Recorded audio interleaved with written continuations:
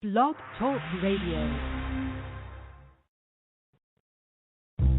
I walked through the damp, foggy streets, my mind swirling. So much content, so many podcasts. How do I find the best? Then it hit me, like a big blue neon sign flashing through the mist. Blueberry. All I had to do was drop the E's and go to blueberry.com. Blueberry, the digital media interface for consumers, creators, and advertisers. The following program is brought to you in living color. You are listening to The Liberal Grouch. People, all going somewhere, all with their own thoughts, their own ideas, all with their own personality. Ever since I was a child, all I've ever wanted to be was a journalist, to write stories, to be on the radio, to be an observer of the human condition. Throughout my professional life, in radio, newspapers, and as a writer with the federal government, I've been true to the journalistic ethic of telling the truth, of being accurate, of trying to tell both sides of the story. But I've learned there are people who don't want their story told. In fact, they will do anything to keep you from telling their story. Individually, they are weak, small people who hide in the dark. But when they form a pack, they become dangerous. Not just to the individual trying to tell their story, but to the very concept of a free press. They want their side of the story told, not the full story. And when a strong, honest, progressive voice comes along, one who captures the ears of honest people, it frightens them. It makes them crazy. Pull the string. Dance to that which one is created for. They will do whatever they have to do by whatever means necessary to silence that voice, either through legal means or other means. The only thing necessary for evil to succeed is if good people do nothing. I choose to do something. I will stand in the face of this wolf pack of right-wing lunatics until I am either silenced by legal means or until they kill me. They will need to find either some way to throw me in jail for telling the truth, or else there will be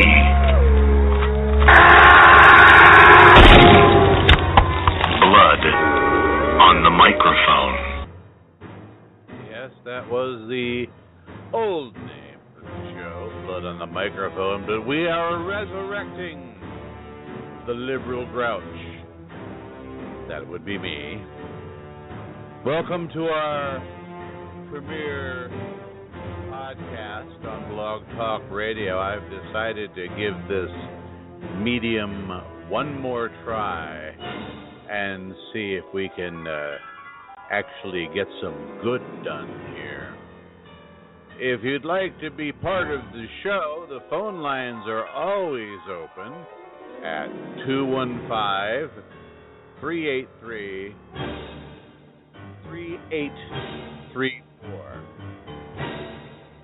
Once again, that's 215-383-3834. And we've got a Twitter address at Grouchy Old Lib. All one word. At Grouchy Old Lib. Well, here we are. It is 1:34 in the afternoon if you're listening live. If it's not 1:34 Eastern Time, well, you're listening to a recording, and we will, of course, air recordings of this show from time to time. Glad to have you along with us, though. We got a lot to talk about today. Oh, boy, howdy, do we have a lot to talk about. For instance, if you've been watching the news today, you've heard about the unfortunate situation involving the death of an American hostage. And before doing the show today, I'm sitting there and I'm listening, and I'm eating a tuna fish sandwich, and I'm listening to Andrea Mitchell bringing up this whole concept of negotiating with the terrorists. Now, let me ask you, can you think of a better way to ensure that more Westerners are taken hostage than if the United States were to start paying the terrorists to get these people back? But yet, every time something like this happens, you hear the bleating and the wheedling and the whining of the media. Well, other nations negotiate with terrorists. Why can't we? Well, this is the reason why. This is it. And I just saw an interesting email here I just want to check out real quick. Nope, this is nothing that I care about. Anyway, our Twitter address is @GrouchyOldLib. That's GrouchyOldLib. And our website, for the time being, I'm probably going to change the name of the website to reflect the name of the show here, if this is at all successful. The website currently is www.endtimestribune.com, but that may change. Now, if you have been following me at all, you know that I've gone through some legal hell as of late, and we're going to talk about that coming up. You are listening to The Liberal Grouch. I'm just like everyone else in America. I've been on an antidepressant medication as long as I can remember. And it worked. Every morning I'd get out of bed, take my medication, and look forward to a bright new day full of promise and adventure. Then by the end of the day, the realization that I still had the same dead-end bullshit job, and my wife was still the nagging bitch she always has been, and my kids were still disobedient little brats, I go to bed every night just horribly despondent over the way my life was turning out. That's when I asked my doctor about Acceptitol.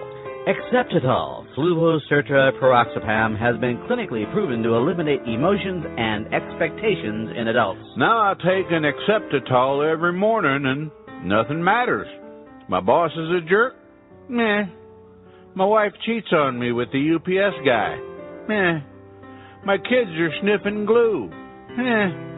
I just don't care anymore. Acceptitol has been shown to cause explosive bloody diarrhea, congestive heart failure, dry skin, dry mouth, dry eyes, and bad breath in dogs. Don't take Acceptitol if you are driving, handling heavy machinery, or firearms until you know what effect Acceptitol will have on your inner rage. Acceptitol has also been shown to cause cancer of the liver, cancer of the anus, cancer of the heart, and sudden death from otherwise unexplained reasons. Don't take Acceptitol if you have a reason to wake up in the morning. Acceptitol should not be taken while drinking alcohol, smoking, or breathing. Ask your doctor about studies that show Acceptitol may be responsible for spontaneous combustion in people over 40. Acceptadol should never be taken in combination with any other drug. Your doctor does not have time to explain all the risks, so have someone read the tiny print in the FDA-required warning pamphlet to you. I used to want to kill myself. Now I just don't care. Thank you, Acceptadol. If you are just sick of it all but don't have the guts to kill yourself, ask your doctor if Acceptadol will help you. Not to be taken internally, externally, or sublingually, available in 10-pound suppository form only.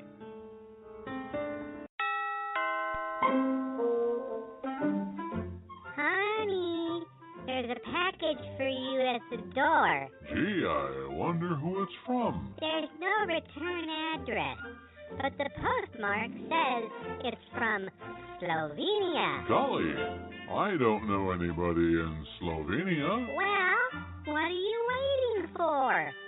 Open it. I'm just naive enough to do that, honey. I mean, what else are you gonna do with a mysterious package sent from some unknown person in Eastern Europe? Well, what is it? Well, mercy sakes alive. Someone has sent me a bowel movement. Yes, nothing gets person's attention faster than a bowel movement in a Tupperware container. And here at Posta Poop, we take great care to spell name correctly and put correct address on label so poop show up at right person home. It's a new-fashioned way. When you have something to say it with poop. Honey, do we have a Tupperware bowl we can spare? Sure. What do you need it for? Well, it would be rude not to return the gesture. You're so polite. Here you go, you crazy Republican bastard. Make sure you send enough to share. No problem. I had tacos for lunch. Posta Poop, when you care enough to send the very worst. It's a great holiday gift.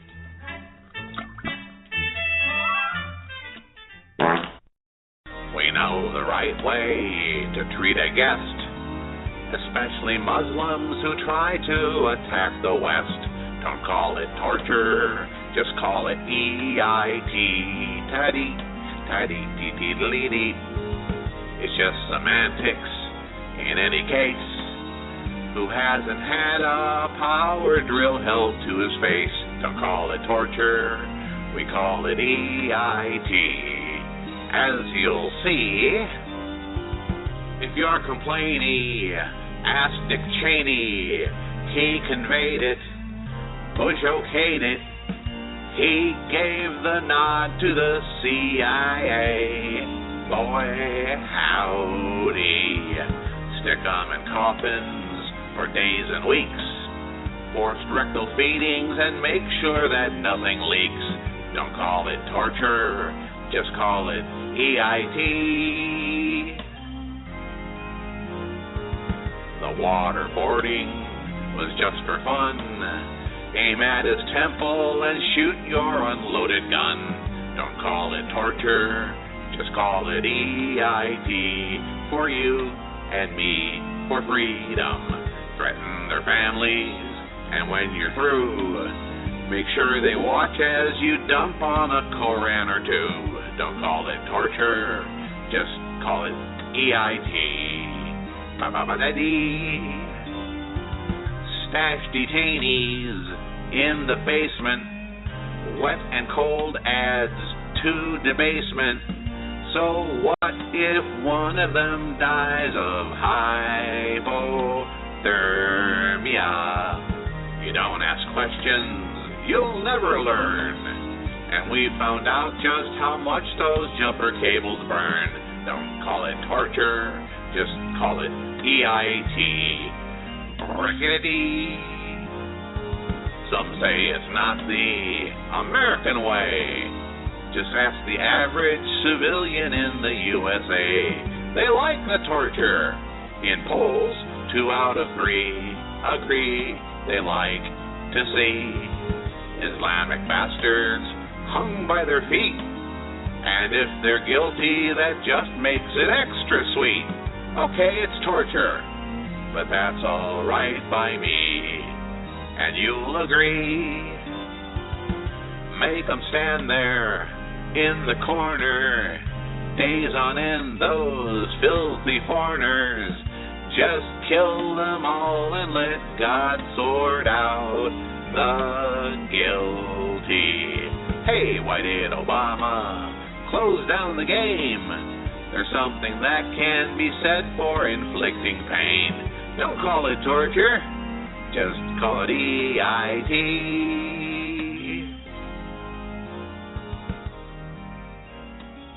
You are listening to The Liberal Grouch. Yes, indeed you are. I'm the Liberal Grouch, keeping the afternoon with you. It is 1:45 Eastern Daylight Time. And there's an old saying that no good deed goes unpunished. On February 13th of this year,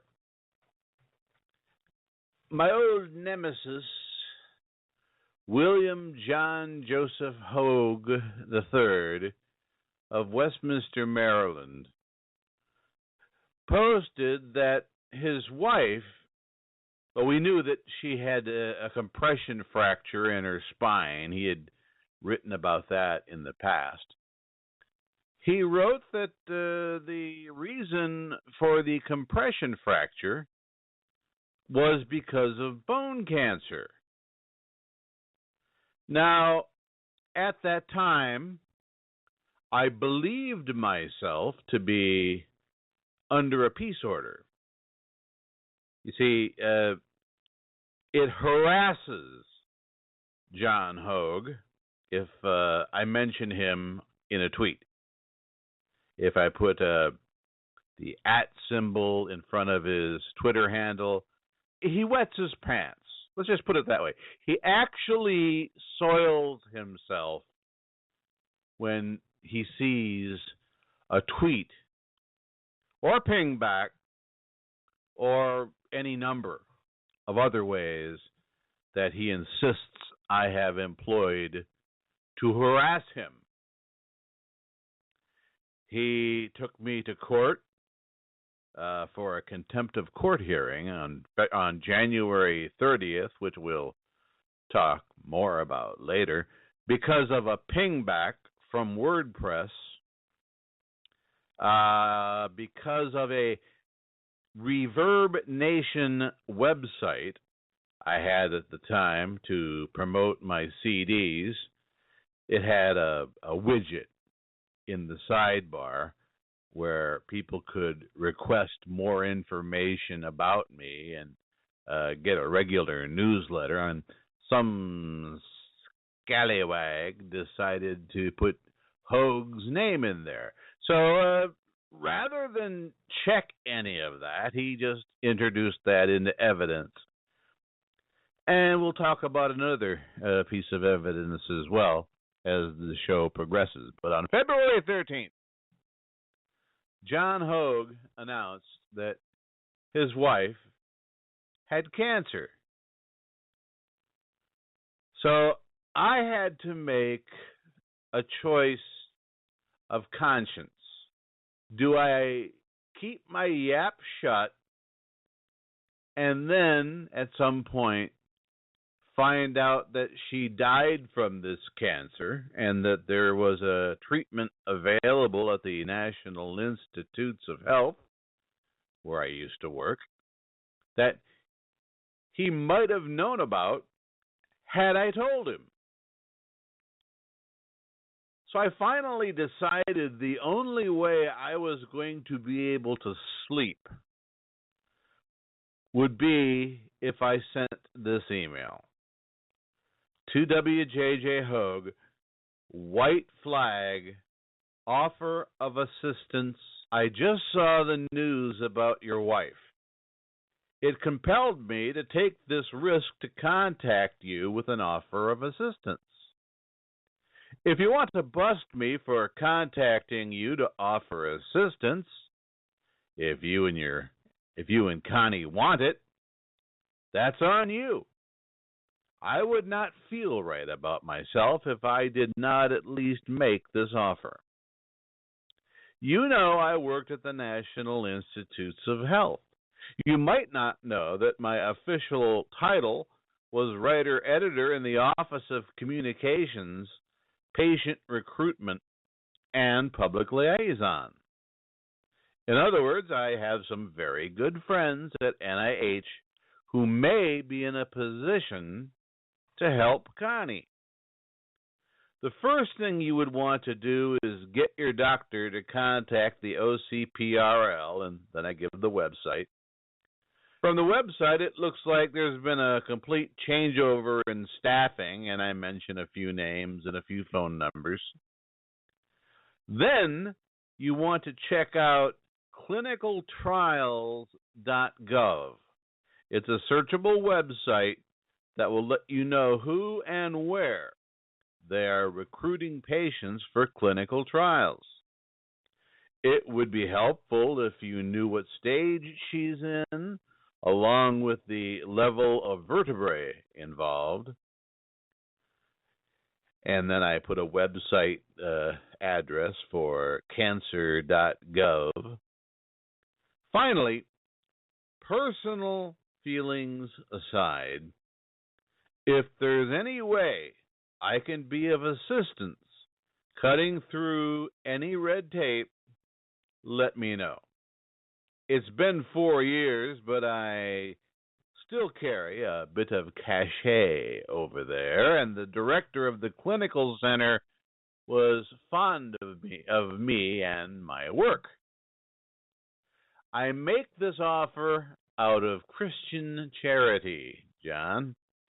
If you and Connie have a handle on this already, then Godspeed. And I will pray for her and for you.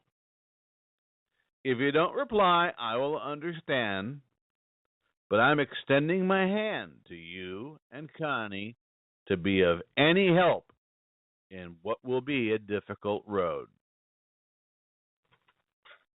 That is the email. The very next day, instead of just writing back and saying, "We got her covered, Schmalfelt, just don't bother us anymore," the very next day he marches down to the courthouse or calls the cops or something and has a cop come over to his house. I don't know how he did it, but he filed a charge against me for violating the peace order. We went to trial on that on February 16th. Out of the 367 previous charges that Hogue has had the court commissioners in Carroll County file against me, this is the one that the new state's attorney up there chose to prosecute. Yeah.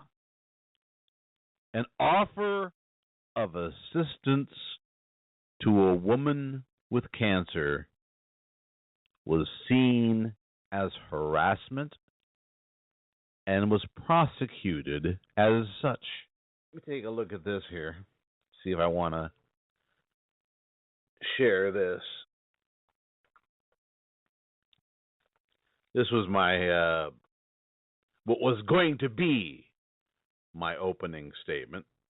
There's no need for that. There's no need for that. I won the case. The judge, when it came right down to it, learned that, for one thing, when Hogue got his peace order, only did he lie to me about even getting the peace order. He told me he was going to skip out on the appeal process, but he didn't. he got the peace order, but it was an invalid peace order. In the state of Maryland, a peace order is akin to what you would think of as a restraining order. And in Maryland, a peace order can last no longer than 6 months. At the end of that 6 months, the petitioner can go back to the court and ask for a 6-month extension. If the judge finds there's good cause for it, he can grant the extension, but only one. That's it. Keep in mind that Hogue first took this to the district court of Carroll County, where they threw him out opening the doors, from what I understand. So, of course, nobody tells John Hogue he's wrong, because he's never been wrong. He got this final peace order on appeal after telling me he was not going to appeal. And it says, where is that on here? Unless stated otherwise, below, this order is effective until 8/27/2015. When the judge at the April 16th,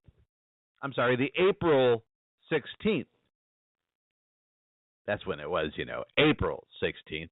When the judge at the April 16th district court trial saw this peace order, she said, this is not a valid peace order. A peace order can only be good for a month. And the assistant state's attorney, just trying to do her job, trying to get a conviction. Yeah, well, when he sent the email, it was during the first 6 months, and I'm sure the judge intended to, and the judge said no. And I also said this peace order died at birth. It was invalid from the moment it was issued. You cannot issue. All right. Talk Radio. All right, where were we?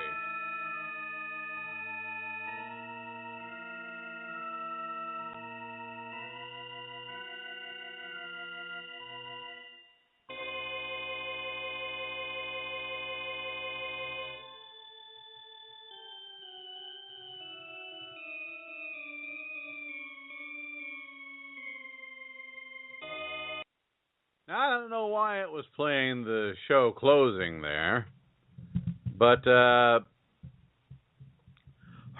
if you can hear me now, I just sent you a message showing where I am now, because when you get bounced off the air and try to climb back on, it says you can't do that.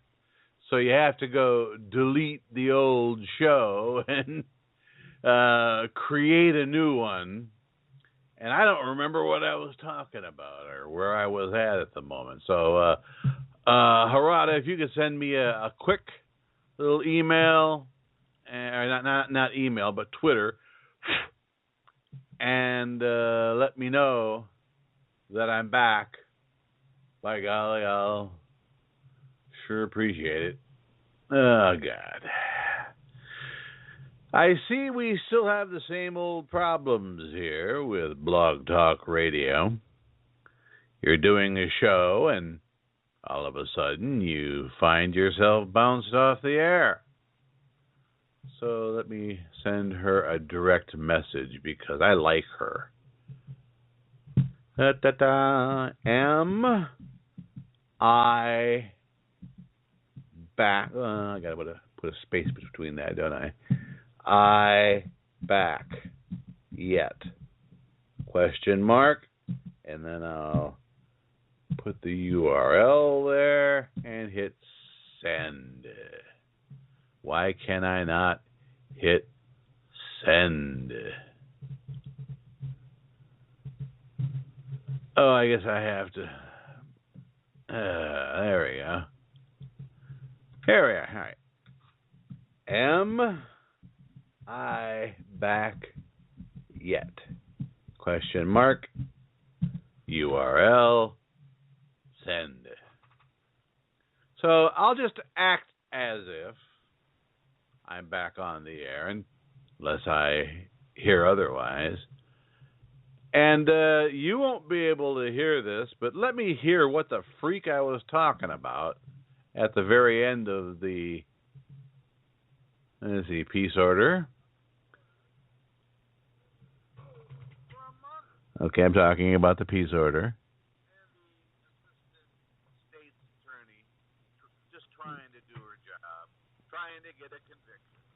Okay.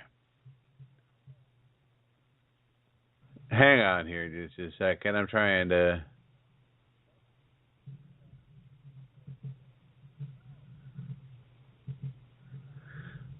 All right, so what I was talking about is that the peace order died at birth.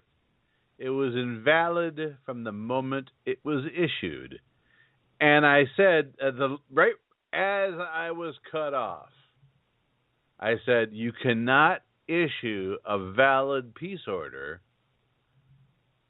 for more than 6 months. It just doesn't work that way. You can't do it. Still waiting to hear back from my friend to see if I'm actually live on the air, but the system here is telling me that I am, so we'll get back to our story of woe in just a moment.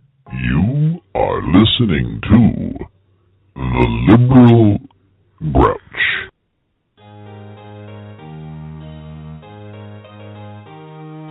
Have you seen the little hoggies crawling in the slime? Sad for all the little hoggies running out of time. Paying for your crime can lead to butt hurt.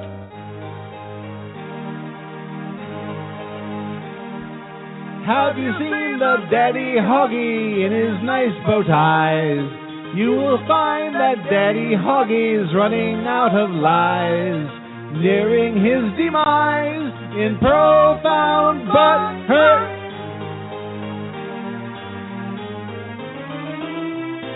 In their styes with all their shucking, they don't care what goes on around. With their lies, you see them sucking what they got so damn good fucking.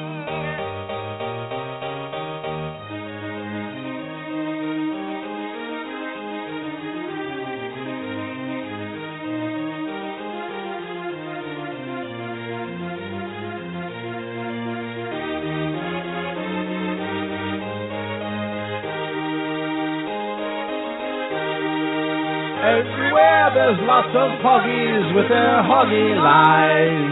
Even Hoggy's giant boy child with his chafing eyes, hoping daddy dies while he has money.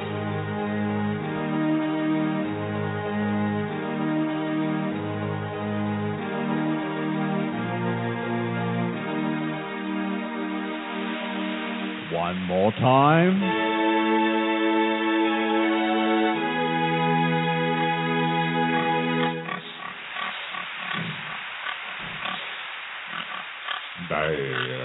Daddy, they did a song about us. Be quiet, you fool!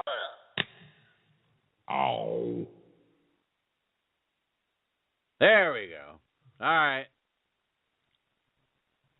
If this is how things are going to go, then I'll try this again tomorrow just to make sure. But that's why I left Blog Talk Radio last time. Because I was being bounced from the server at an alarming rate. Now, I don't know if this is because somebody is doing it or what. Okay, stand by just a second. I'm back on, but on a different URL. And then copy paste and hit send. So if I'm actually broadcasting, she'll let me know. I hope.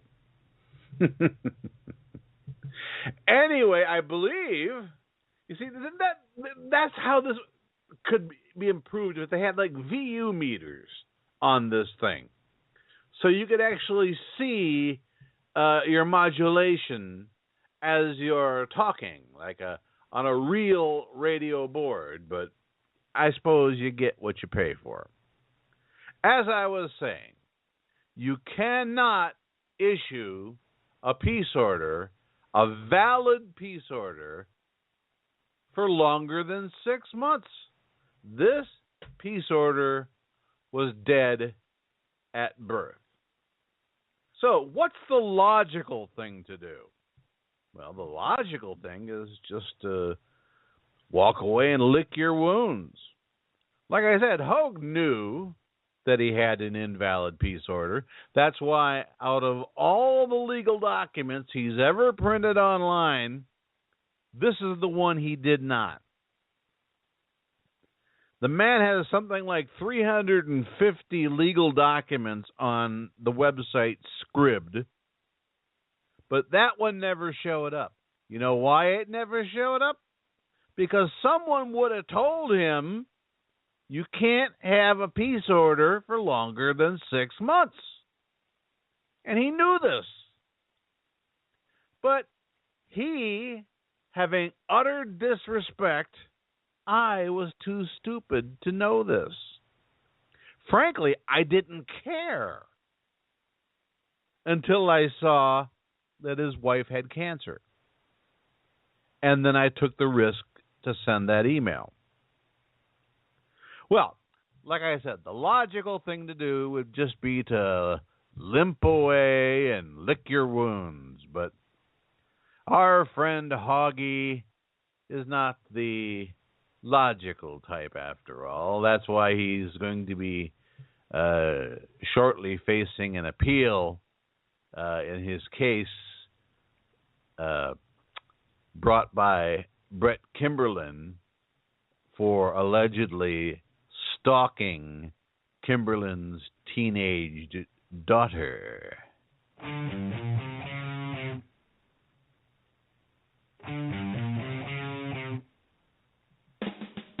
Sitting on a court bench,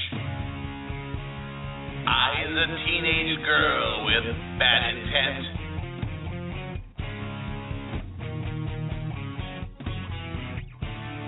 Poop is caked into his beard. Stubby fingers scratch his scabby head. Hey, Hoggy man, dying from his bad heart. Skin made gray from hate and lack of sun. Hey, Hoggy man knows that he's a dead duck, spitting out clots from his rotting lungs. Oh, Hoggy man, so freaking old, a sick man wastes his last days, spending time the only way he knows. Chest hurting bad as he staggers to the courthouse. He wants to try once more his foe to beat.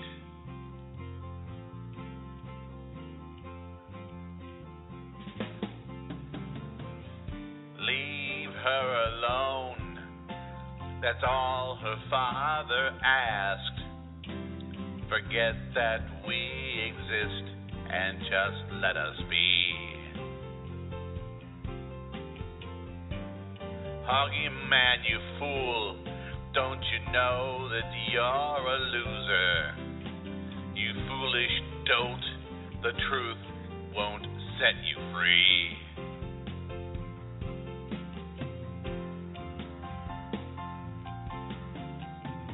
Do you still remember the last time you went to court? When you thought that just your lying word would your opponent thwart? And you sit in startled silence when justice reared its head, and the judge said he's not guilty in the least.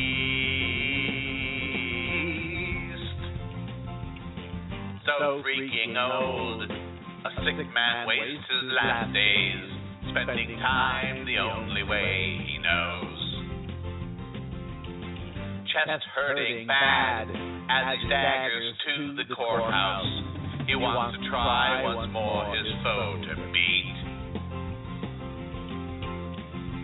Oh, leave her alone, that's all her father asked.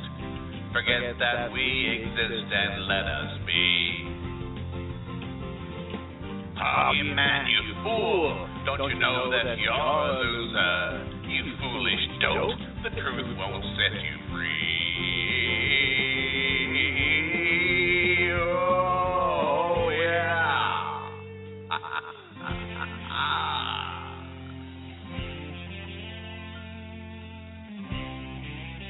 See, now, if I may interject, this is the kind of quality radio you'll get every day here on the Liberal Grouch. Oh, God.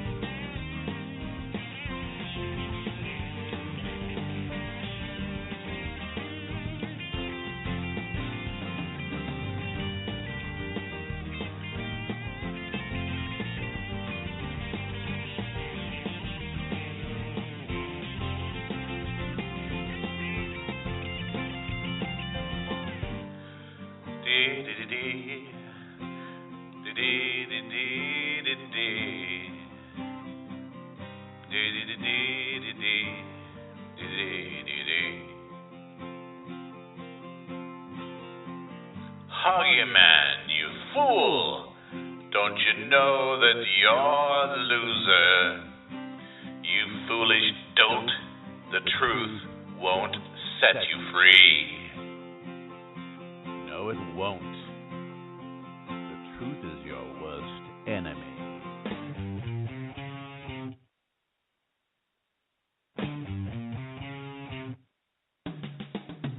Sitting on a court bench,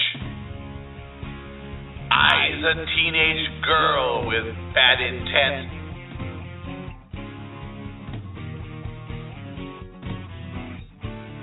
Poop is caked into his beard.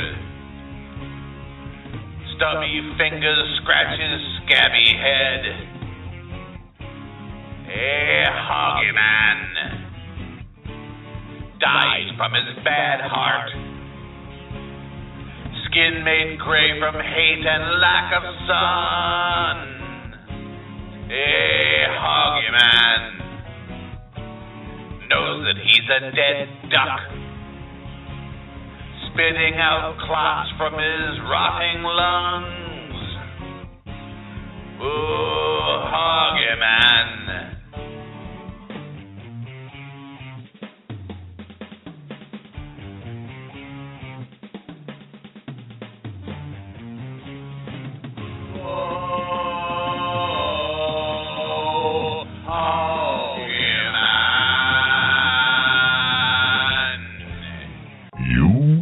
Listening to the Liberal Grouch.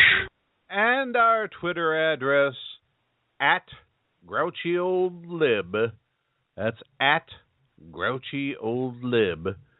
And like I said, the ideal thing to do in a situation when you've been humiliated in front of a court of law would have been to just go home, lick your wounds, apply some salve to that butthurt of yours. But what does Hogue do? He makes it worse. Not for me. For himself. He files this motion with the Circuit Court for Carroll County, Maryland. And I will note again, this he did not post online. You will hear why. Petitioner's motion to modify and extend the peace order. Comes now petitioner William John Joseph Hogue and moves this court to modify and extend the peace order granted in the above captioned matter. In support of this motion, Mr. Hogue states as follows. Facts. That should be in quotes. The peace order, as issued by the court, appears to have a scrivener's error, or as you and I would call it, a clerical error, which set the term of the order as 1 year instead of 6 months. The order should have expired on 27 February 2015. Yeah. And it would have had it been there to see to the actual creation there.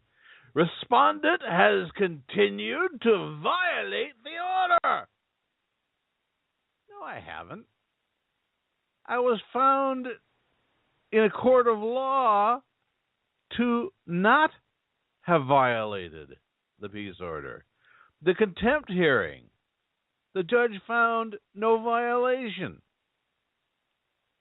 The hearing in the district court, not guilty. I have not continued to violate the order. There has been additional contact and harassment of Mr. Hogue by respondent subsequent to the court's hearing petition for contempt. Oh, we're going to talk about some of that. I've already mentioned the contempt of court hearing and the district court hearing, all of which exonerated me. Respondent was charged with failure to comply with the peace order. Based on respondent's admission in open court on 16 April 2015, Judge Effinghouse Jones, pro tip, when you're going to include a judge's name in your filing, spell her name correctly. Her name is Joanne Ellinghouse Jones. Not Effinghouse, Ellinghouse. Found that respondent contacted Mr. Hogue on 13 February 2105. I'm reading it just like it is here. February 2105 in violation of the order. Well, that's not true. The judge did not, well, for one thing, it was a different century. But the actual fact of the matter is the judge found that my contact was not in violation of the order. Hence, the not guilty verdict. However, she found him not guilty for lack of criminal intent. No. She said the peace order was invalid from the moment it was issued, and even if it wasn't, then I had no criminal intent. Given respondent's history of continuing contact and harassment, it is unlikely he will obey the district court's warnings to cease contacting Mr. Hogue. See, now that's a lie that he's spreading on his website that his lickspittles are running with. The judge told Schmalfeld to stop contacting and bothering Hogue. The judge told him the judge says don't do that. The judge actually told him first. You leave him alone. You leave him alone. Forget that each other exist. That is a direct quote. But Hogue's method is always just to tell the side of the story that makes him look good. It would not do to say the judge told us both to stop contacting each other. And even then, it had no force of law. It was advice. Conclusion. Wherefore, Mr. Hogue asks the court to modify the existing peace order, of which there is none, to show an expiration date of 27 February 2015. Well, at least he got the century right. And to grant an extension of the peace order until 27 August 2015, and for such other relief as the court may find just and proper. See, here's what he wants to do. He's the coach of a baseball team that just had its ass handed to it. It's the bottom of the ninth, and they're the home team. They don't even get a man on base. They lose the game 11-0. Coach Hogue goes to the umpire and says, "We want another inning." The umpire tells him to pound a bunch of sand up his ass. So Hogue decides to go appeal to the commissioner and say, "Look, if we had one more at-bat, give us one more at-bat, and I know our boys could score 12 quick runs." You cannot, even if this was a valid peace order for the first 6 months, you cannot go back to February 27th, or 26th would be more accurate, and have it extended retroactively. Well, at first, I was just going to ignore it, because even now, as I look at the Maryland Judiciary case search, I see that no judge has been assigned to this case yet. It's a dead case. I wasn't going to respond, but I figured I have to. So, response in opposition to petitioner's motion to modify and extend the peace order. Now comes Respondent William M. Schmalfeld Sr., Respondent, with a motion to this honorable court to deny W.J.J. Hogue III, Petitioner, motion to modify and extend the, quote, peace order, unquote, issued by this court on August 27th, 2015. Statement of facts. 1.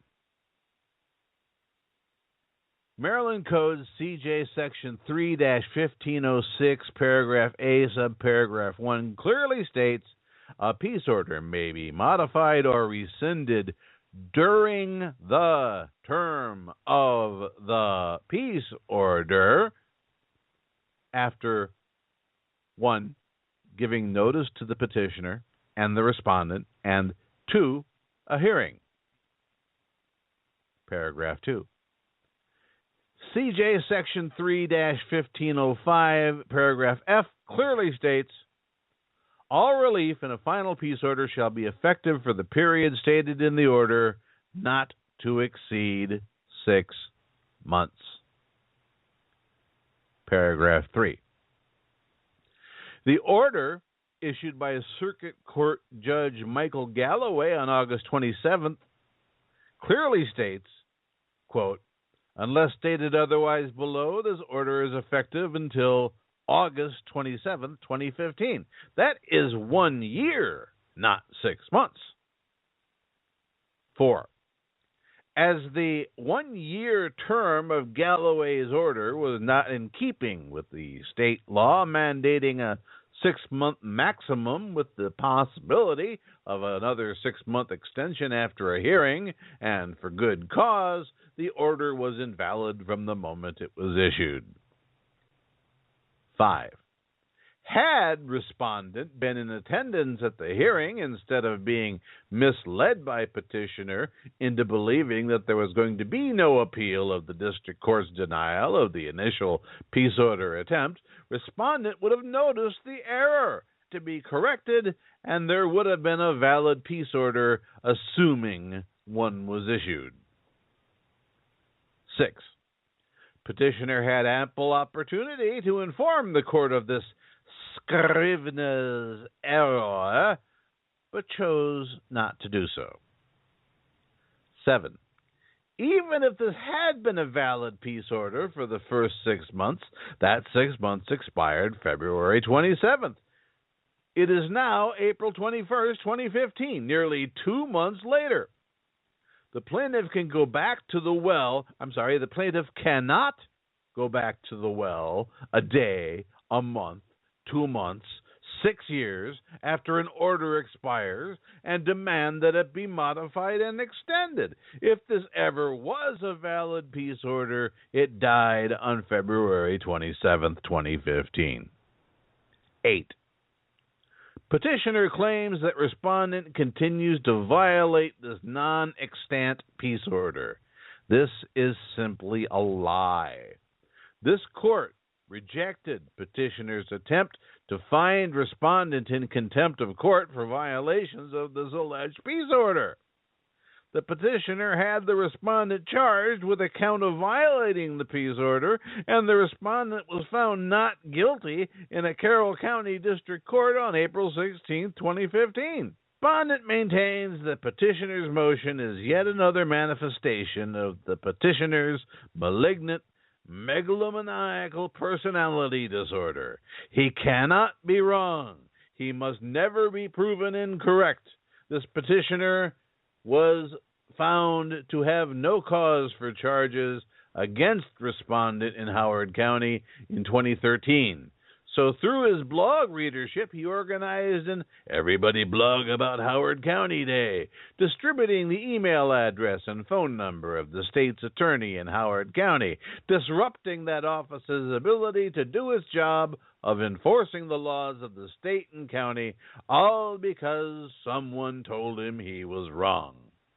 He created and sold a line of Maryland is for Stalkers bumper stickers on his website, all because someone told him he was wrong. 10. After 367 nolli prosequi charges against respondent, petitioner continues to exhort his readership into continued acts of harassment against respondent, all because someone told him he was wrong. 11. Petitioner went so far as to file a fraudulent copyright infringement suit against respondent. We'll get into that in a bit. Details of which have been forwarded to the FBI for investigation, naming himself as a copyright claimant, which he is not, as he does not own all rights to the work, claiming that the pseudonymous author, Paul Krendler, lives at his address, thereby defrauding the U.S. Copyright Office, the U.S. District Court for the District of Maryland, and this respondent with a frivolous, illegal lawsuit, all because somebody told him he was wrong. 12. In his misbegotten contempt of court case against respondent, petitioner introduced into evidence a forged letter, which we'll get into in a moment. An obvious forgery with a traced signature, a forgery a respondent will prove should one of our state's law enforcement agencies decide to investigate the claim, boldly stating that it was mailed to him by a respondent who had never seen the letter before petitioner included it in a motion to this court. All because someone told him he was wrong. Conclusion 13. This is a closed case. 14. This case has been closed for 2 months. 15. The peace order died at birth as it was improperly drafted and nobody took the time or effort to point out the error to the court. 16. Assuming the peace order did not die at birth, it died on February 27, 2015, at the end of its 6-month lifespan. 17. Petitioner cannot apply salve to soothe the searing pain of being told by a district court judge that the peace order was invalid, even if it was not. There was no mens rea in the respondent's conduct, and therefore he is not guilty by attempting to breathe life into a dead peace order. Therefore, the respondent asked this court to A, immediately deny Hoag's motion to modify and extend the peace order, B, order that Hoag get the permission of the court before issuing any new charges or filing any new motions against this respondent, C, order that Hoag undergo a thorough psychiatric evaluation to determine the reasons for this vexatious, malicious, vindictive, and bizarre need to punish respondent, and D, any other relief the court may find just and proper. Dated April 21st, respectfully submitted by me. Now, when we come back, we're going to talk about that copyright scenario in a little bit more. What's that word? Oh, yeah, detail. You are listening to The Liberal Grouch. This is Maria. She's an orphan. Look at her face. I said, look at it. See how her tears cut little furrows through the dirt that is caked onto her cheeks. She cannot bathe because the water here is dirtier than she is. She is in pain from the parasites that are eating her from the inside out. She is hungry. Our film crew is enjoying a little picnic lunch right now. She can smell the fried chicken and corn on the cob. But can she have any? No, because she's a poor child, a child of poverty, an orphan who needs your help. See how easy it is to make her cry. Just off camera, our sound man is waving a drumstick at her, right out of her grasp. Other crew members are enjoying ice-cold soda pop. Maria would have to work for 8 weeks in the pain mines here in her village to earn enough money to buy a soda pop. But then she would have to drink it warm because she has no refrigerator. And she would have to share it with her 57 fellow orphan brothers and sisters. And with a 12-ounce bottle of soda, you can only share with so many people. Don't look away. Don't change the channel. Look at the fear and anger in her eyes as I unwrap this delicious tuna salad sandwich and eat it right in front of her. Mayonnaise. Delicious. But the fish here are dirtier than Maria. Now, you might ask, how can a camera crew and an on-air talent enjoy a tasty picnic lunch when there is such hunger in the world? How can I be so heartless and cruel as to eat this delicious, moist and yummy tuna fish sandwich right in the face of a child who would gladly do anything she was told just to get one discarded piece of bread crust that falls from my sandwich. Now, no, that's mine. It's because we're making a point. You live in the land of plenty. You live in the most wealthy nation on earth. You could make a daily donation of only $57 to Child Scam. Your donation would help kids like Maria, and one out of every one of those $57 you send every day goes to help children who need your help. Children like dirty, stinky, worm-ridden, hungry little Maria here, who we will never see again once we pack up and leave, taking every little last scrap of food with us to feed our dogs at home. Dogs who eat better than these children do. Get off your ass. You're sitting on your wallet. We need your credit card number and your daily commitment of $57 to Child Scam. So after our expenses, we can spend that dollar to make caskets to bury these children in sanitary conditions. Give today, or choke on your sandwich. The choice is yours. You are listening to The Liberal Grouch. Well, we've been talking a lot about WJJ Hogue. By the way, if you'd like to take part in the conversation, the phone lines are always open. I realize this being the first day of a new program, we don't have a ton of listeners, but if you'd like to give us a holler, the phone number is 3834.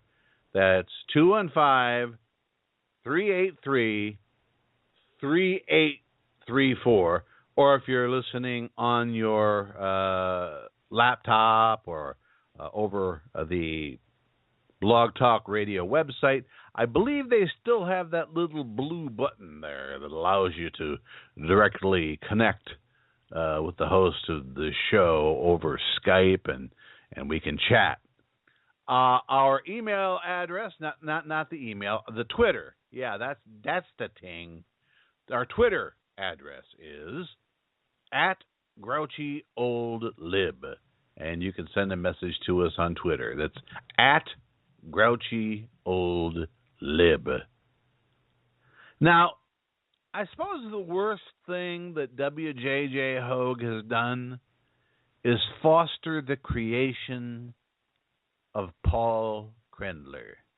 One of the more diseased minds I've ever come across in a long history of dealing with scumbags as a reporter, as an investigator. This guy seems to revel in rolling about in the slime. This is from his website. I think this was yesterday. I posted. Friends of mine know that my wife is in the late stages, the final stages of a disease known as scleroderma. In the last month, she has started to show signs that the end is not that far off. Her abdomen has begun to fill with fluid, whereas a picture I took of her in March shows a wrinkly, flabby, stretched out, from being overweight when she was younger, stomach. She's gone through something called cachexia, in which she's lost 30% of her body weight over the last year. Her blood tests show that her kidneys and liver are shutting down. And now her abdomen and legs are beginning to fill with fluid. She has a distended abdomen now. And that is not a good sign. Now, you can drain the abdomen, but it'll just fill back up again. It's the nature of the disease. Scleroderma, to explain it simply, scleroderma is an affliction of the autoimmune system. When your brain senses that some outside invader attacking your body, it orders the body to produce a substance called collagen. And the collagen protects the healthy tissue from the invading tissue. In people with scleroderma, the brain starts to think that this collection of collagen that it ordered is an invading material. So it orders more collagen and more collagen and more collagen. Kind of like the Republicans and the voters in America. We know the Republicans drove the economy into a near disaster. So what do they promise us? More of the same. More collagen. The collagen is destroying Gail's liver. It's destroying her kidneys by restricting the flow of blood through the major arteries into the kidneys. She's not filtering waste like she should. Her liver is not processing enzymes like it should. And she seems also to be suffering from a fatal condition known as pulmonary artery hypertension, all of which is linked to limited systemic sclerosis, which she's had for 17 years. I sent friends of mine a picture of Gail in March and Gail a few days ago. Gail cooperating with this because she, like I, believe that the more you can learn about a disease, the better for everybody. And it shows that her abdomen has gone from this wrinkled-looking belly full of nothing, starving concentration camp victim, to being distended over her belt line. That is known as ascites, A-S-C-I-T-E-S. It's free fluid in the abdomen, and it's a bad thing. Now, I have written about that. I haven't published the pictures online because I know what scumbags like Krendler would do to it. Proves it in what he wrote yesterday. I suppose it shouldn't come to that, but how else are you going to prove to the intrepid internet reporters who write for money, totally unsubtle hint to the zombie horde, when they come asking tenacious questions about why you felt the need to punch your dying wife so hard that it causes that sort of disfigurement? By the way, you have until close of business Eastern Time today to prove me wrong, or you will force me to go ahead with my quite reasonable assumption that you beat the crap out of your wife because she left the mayonnaise jar open on the kitchen counter again.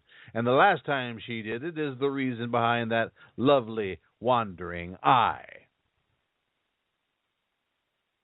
My wife has her left eye kind of is off its axis a little bit. That's not the sort of thing you make fun of. Unless you're Krendler. Okay, great. Look forward to seeing those pictures then before 5 p.m. I didn't post the pictures. Not even a tiny bit surprised that a serial liar and document alterer like yourself is so intimately familiar with the penalties for those crimes. Serial liar, document alterer, what? We're going to get to that. Of course, those are only the statutory penalties. I understand from observing your most excellent friend, that's Kimberlin, I guess, that most courts don't give a rat fuck about perjured evidence and to an almost obscene degree of negligence enforce that law with all the judicial fervor of a legally obtained peace order. Bring, and I think I told him to bring it. Bring what? A Danish? A sheriff's deputy with a summons and a fresh diaper?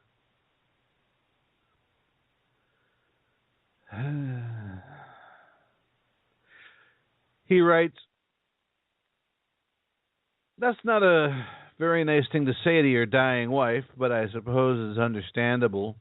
You must miss when the bobber used to say that to you, huh? My dead twin brother now being mocked. Update. I noticed that this wife-beating sack of spongy penis meat missed his deadline this afternoon, making him, by his own stated standard of evidence, an admitted and confirmed domestic abuser. Who am I to argue with pro tips and dirty tricks of the American Society of Professional Journalists? Their legendary code of ethics stands as a beacon of truth, justice, and fairness, a set of ethical precepts I would follow as closely as he did, if only I were a real boy, and not a top-hat-wearing cricket with a journalism degree from the cracker-box school of pretentious, fact-deficient crypto-fabulism. But it's nice to have a confirmed fact in hand, even so. And then he has this, I believe it's from a couple days ago. You want to talk about embarrassing briefs? You see, he's Hoag's attack dog now. If I say something about Hoag, Krendler leaps to his defense. The incredible shrinking woman, who shall not be named, and I were sitting down to watch an on-demand movie. See, he's writing as me now. We were about 10 minutes into the movie when, without warning, I noticed I was making bigs. Now, this is not the sort of thing you can really do without noticing it, unless you're a truly special, unique, and talented snowflake such as myself. So I said about the only thing a person can in a situation like that. I guess I shouldn't have had the refried beans for lunch. I shuffled to the bathroom to assess the damage. Let's just say it was worse than it would have been if I'd have bothered to get away from the computer and take a fucking walk around the block once a week to keep my muscles from atrophying. Now he's diagnosing what I can and cannot do as a result of my Parkinson's disease. My head rot eventually realized what my intelligence dispenser was doing and managed to shut off the overshare after only some had gotten out. Unfortunately, some of that overshare made their way back up the back of my Depends, where they soiled the internet, my frilly pink dainties, and the hot pants I was wearing. My blouse was spared. And he continues, I was a messy little shitbag. This excerpt is taken from this safe link, and this safe link is a blog post I wrote in July of 2010. A blog post that he went hunting for almost 5 years ago. Used here in accordance with the fair use doctrine of the United States copyright laws practiced by the shitbag who originally authored the post, who had better make sure he's got fresh diapers on, and this post is all properly registered and copyrighted before he says one fucking word. And then she can go fuck herself with a Louisville Slugger wrapped in barbed wire, which will be helpful the next time she needs to blow it out her fat, leaking ass. Now, let me tell you what I did. First, I wrote a profane down into the toilet blog post, but then I realized you cannot out-slime people who enjoy slime. This Paul Krendler enjoys slime. It's a result of his mental disease. He's a bipolar, functioning sociopath who enjoys making other people suffer. I had this whole essay written about his son having spina bifida, but I realized it's not his son's fault. It's his fault for taking drugs, putting bad seed in his wife. That's not the kid's fault. It's not his wife's fault. It's his fault. But I decided to take the high road. So here's what I posted on my blog last night. I just took down a post that tried to deliver measure for measure the filth that was poured out at my wife by the person we will call Paul Krendler for now, even though we all know better. He and his friends are perfectly comfortable mocking my wife's terminal condition, although they were shocked and horrified by my turning to ask Hogue how Connie was doing during the trial last week. You can't out-sleaze people who enjoy rolling around in it. So let's do it this way. Hogue, and yes, I'm addressing you personally because I'm not currently under any peace order, nor will I be. Here's a question I'd like you to bounce around in that rotting brain of yours. Are you really a copyright claimant to the work you purchased from Krendler? Copyright certificate says you are. See, right under Krendler's name, copyright claimant, William John Joseph Hogue, no numeral. But you know what? You can't be a claimant. You know why? Here's a multiple choice. W.J.J. Hogue cannot be a copyright claimant of the work in question according to the U.S. copyright law because A, he has poop in his beard, B, he has never beaten me in a legal issue where he didn't lie, C, he has the morals of a billy goat, D, he doesn't own all the rights to the work. Pencils down. The correct answer is D. He does not own all the rights to the work published by Krendler. You say the World Book and e-book rights. You specifically say all other rights remain with Krendler. Then I posted a screen cap from a page on the U.S. Copyright Office that explains one must own all rights or be the author to be considered a copyright claimant. Next question. Is the work claimed by Krendler derivative of another work? And if so, is it registered as such with the U.S. Copyright Office? The answer? Yes. The work is derivative. And no, it is not registered as such.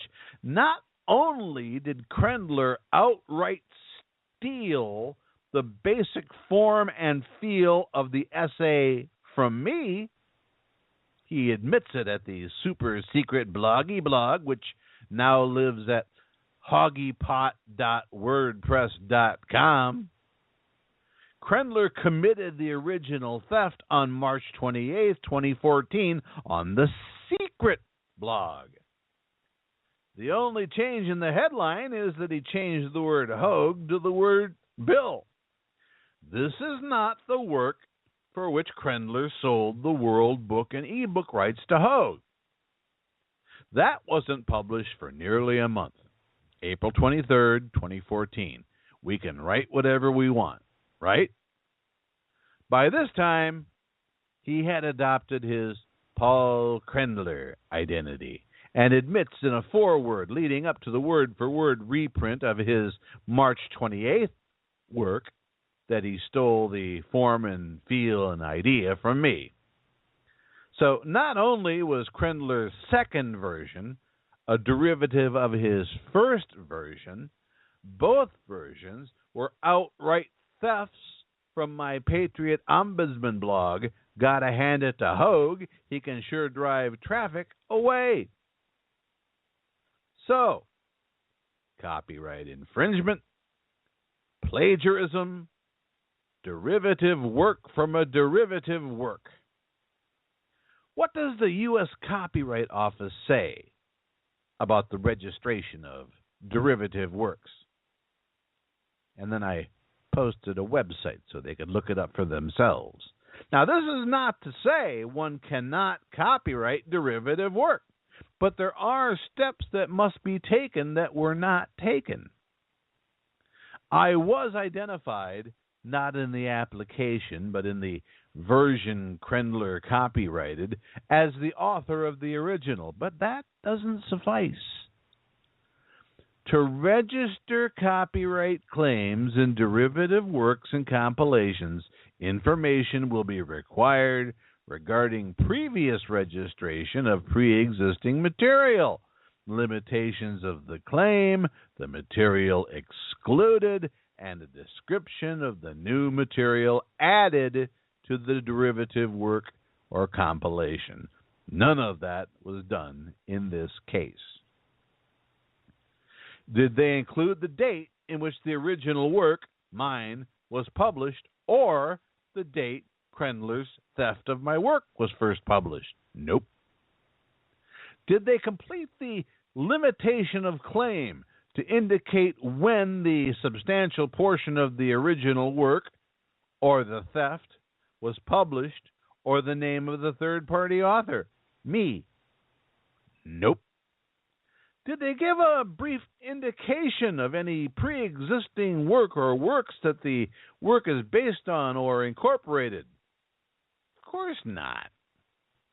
Well, surely they described all new copyrightable authorship covered by the copyright claim for which registration was sought.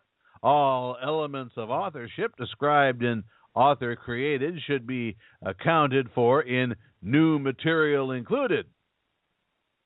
They did at least that, didn't they? Not on your life. Strike two. Was Hoag honest in the material facts given in the application? Yeah, that depends. Did Paul Krendler live at 20 Ridge Road, Westminster, Maryland, on the date of the application? If he did not, strike three. This is an invalid copyright. Unfortunately, there's nothing I can do about it. The only recourse I would have would be to file a copyright infringement suit, and I have neither the time nor the inclination. And copyright fraud is a criminal offense. That means I notified the U.S. Attorney in Baltimore and the FBI with the pertinent facts, claiming that Hoag and Krendler engaged in a conspiracy to defraud the U.S. Copyright Office and myself in order to deny my legal right to publish a book. I did get a nice response from the FBI. This sort of thing is low on their totem pole, but I'm promised they'll get to it. Now, when we come back, I'm going to tell you how the U.S. Postal Inspector Service and the FBI are working together to find out who forged that letter Hogue turned over to the Carroll County Circuit Court on January 30th. Oh, what a tangled web we weave when we first practice to deceive. But don't worry. Don't worry a bit, Hogue. And you, Krendler, keep a stiff, toothless upper lip.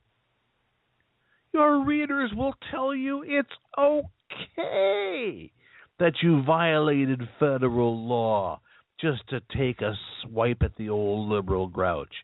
Just explain it that way to the FBI when they come talk to you. They'll understand. Tell them about Stranahan and the married drunk chick who was fucking her boyfriend in front of her husband's kids. That'll make them see things your way. You fucking idiots.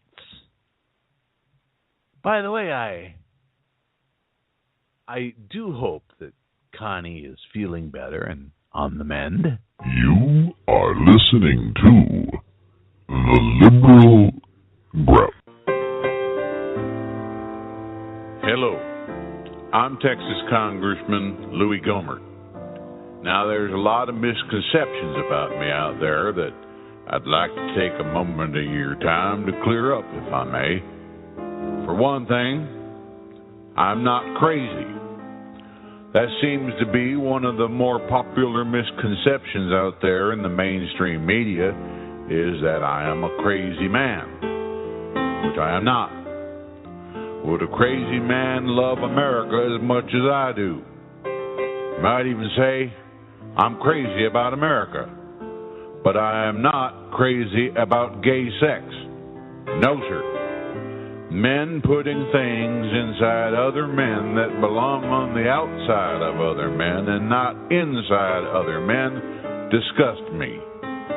Shot glasses, flashlights, gerbils, and them little fuckers bite.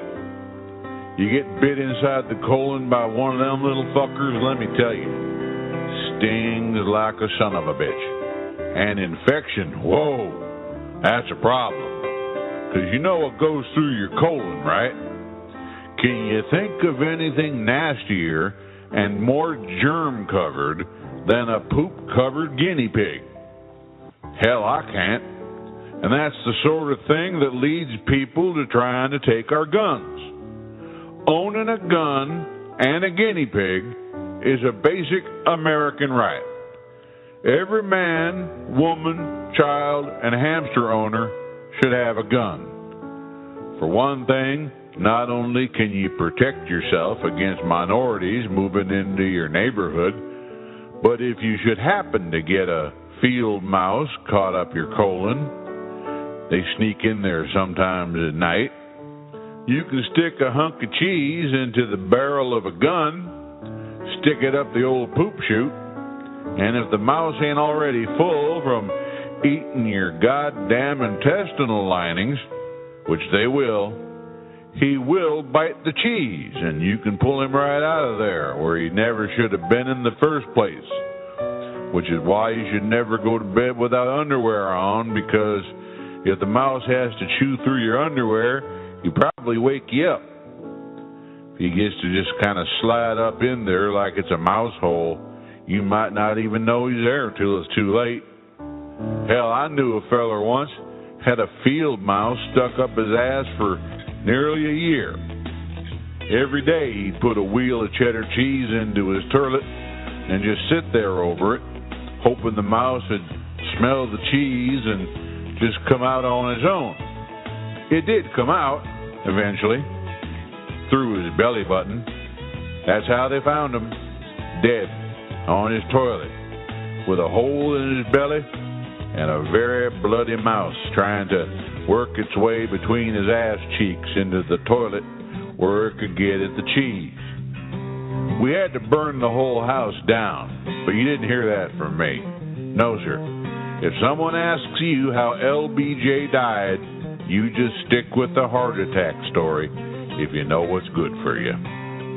I'm Texas Congressman Louis Gohmert, and I approve this message because I'm not crazy. You got any cheese in here? All of a sudden I'm...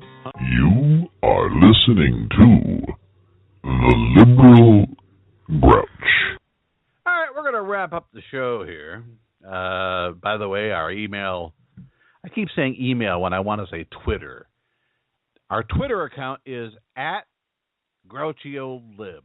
That's at Grouchy Old Lib. And there's still time for a phone call if you feel like dialing up. 215-383-3834. That's 215-383-3834. On Saturday, January 30th, 2013, I'm going to call him by his real name now. Patrick Grady had a brilliant idea, but he needed a stooge to carry it out. This is from the secret blog that you can see in its entirety at hoggypot.wordpress.com. January 3rd, 2015. Does anyone live within an hour's drive of the Cabin Boy? I have an idea, but at this point, the less said, the better. Simple yes, no, maybe in the comments would be nice. Late on Sunday, the 4th, which happened to be my 60th birthday, he gets this reply from George M. Howell of Germantown, Maryland. Within an hour, he says. Actually, it's 42 miles. Krendler says, well, Grady, your email, please. And the discussion ends there. Now, it doesn't seem to be in Grady's character to have this plan ready to carry out right away. He got his response at 10:16 Sunday night when he tells Howell to go check his email. But he does. Howell has his orders. So Grady does some mental figuring and assumes Hogue will receive this letter on January 15th. He writes the letter and traces my signature from the peace order application I took out on him. And then I have a copy of the letter and the envelope, which we'll get to in a minute. As soon as I can turn the page here. They all want to stick together for some reason. Okay. I give the reader a chance to compare the signatures by posting a copy of the peace order application and the signature from the letter. They match up almost perfectly.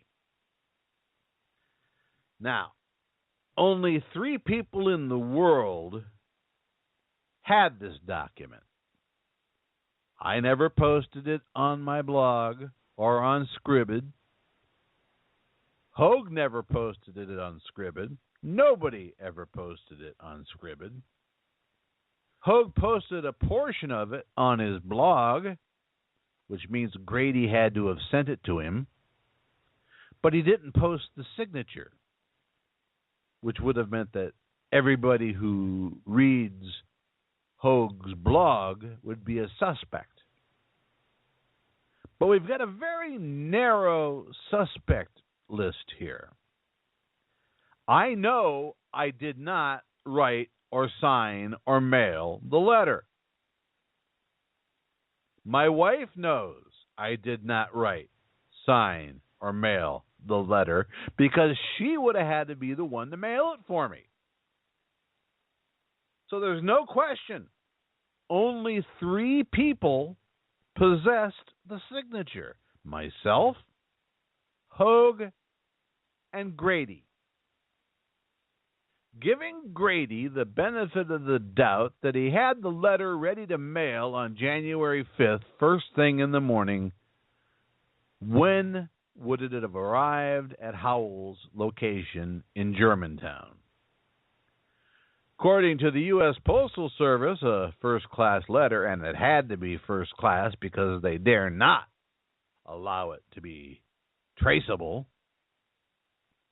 was mailed from Palatine on Monday, would likely arrive in Germantown the following Thursday, January 8th. Howell could not very well mail the letter from his home. No, you couldn't do that because then it would have the postmark from his zip code. And his 20876 zip code would have been postmarked at the Capital District Distribution Center. This letter had to be delivered from Elkridge, where it could get the proper Baltimore postmark. So, Howell comes home from work on the 8th, okay? Finds the package from Germantown waiting for him on Thursday night. Gets in his car, and we'll say he drives to Elkridge. But not until the date on the postmark, January 12th. The letter arrives in Westminster on January 14th, which is also the day Hogue claims to have received the letter. In his opposition to my motion for dismissal of the contempt petition, he writes, quote, as described in the petitions for contempt filed on 24 November and 8 December 2014, respondent has continued to contact Mr. Hogue in violation of this court's order. Additionally, respondent has contacted Mr. Hogue by mail in a letter over respondent's signature dated January 15th, postmarked January 12th. It was received by Mr. Hogue on January 14th, Exhibit A. He includes the forged letter as an exhibit with his motion. As I've established, I know for a fact I did not write the letter. When I write a letter, I tend to handwrite or ask my wife to handwrite the envelope, and we stamp the return address in the upper left corner. And I posted a couple photos of examples thereof. The envelope Hogue received was sent through a printer, which I do not do because my printer chews up envelopes. Just chews them up.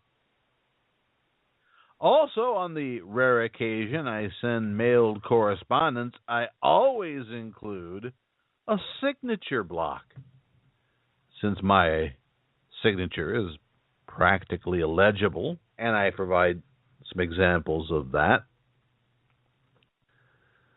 While this is just circumstantial evidence, I know I did not mail the letter. I don't drive. My wife knows she didn't mail that letter, and she also realizes our printer chews up envelopes. This doesn't prove that Grady, Hogue, and Howell were involved, but by the time frame, it fits perfectly. The conversation from Grady to Howell makes it apparent he had some sort of plan he couldn't discuss, not even on the secret blog, and previous entries on the secret blog had discussed making things up, me in trouble. So, what do we have here? Do we have a plot, a scheme, a conspiracy, if you will, to manufacture evidence in a court case? Well, that's going to be for somebody else to decide. I've submitted this to the FBI, which again tells me it's not real high on their priority list, but they will get to it if the U.S. postal inspectors don't get to it first, because the U.S. mail was used in the perpetration of a conspiracy to frame someone. You are listening to The Liberal Grouch.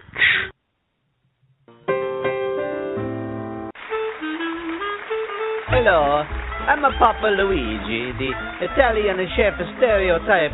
The Republican Party hopes that you will identify with the good, tasty food. And I got some good news for you. Remember that nasty, sloppy spaghetti we make for you last year? You took one look, one sniff of that spaghetti, and you said, "Oh no, I'm not going to eat that crap." And, well, you didn't.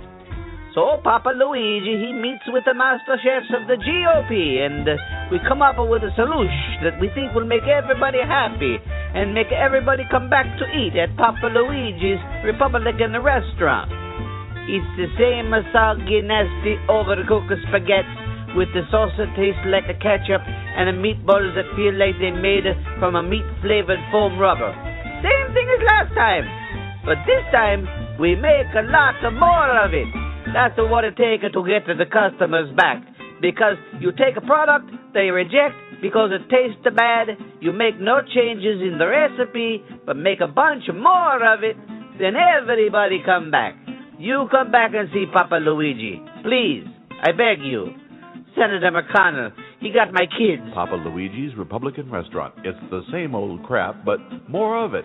And at a new higher price. He says he's going to... You are listening to The Liberal Grouch.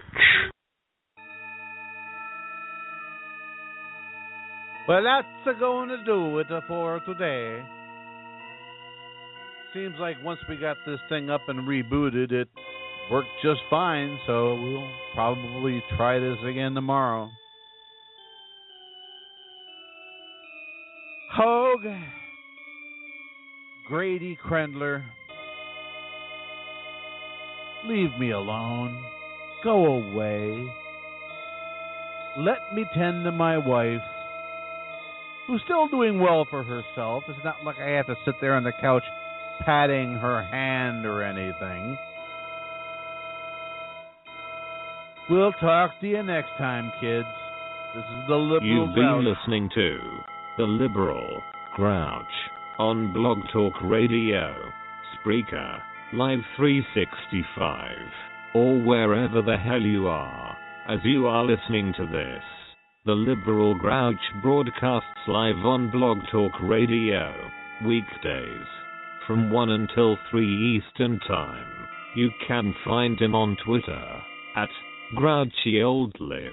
That's at GrouchyOldLib on Twitter. Be careful. Don't trust the right-wing bastards. And always remember, It is later than you think. And that's the truth.